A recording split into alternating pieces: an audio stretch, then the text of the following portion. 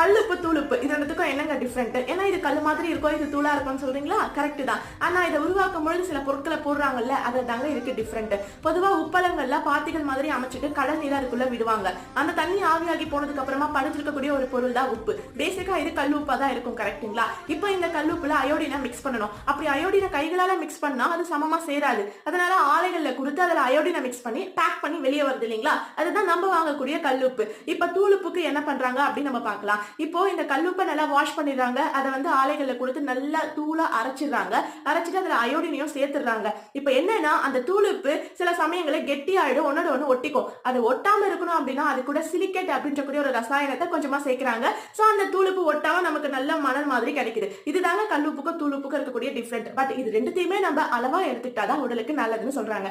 இந்த ஒரு வீடியோ உங்களுக்கு பிடிச்சிருக்கும்னு நினைக்கிறேன். பிடிச்சிருந்தா லைக் பண்ணுங்க. உங்களுக்கு என்ன தோணுதோ அதை கமெண்ட் பண்ணுங்க. முடிஞ்சா சப்ஸ்கிரைப் பண்ணுங்க. தேங்க்யூ.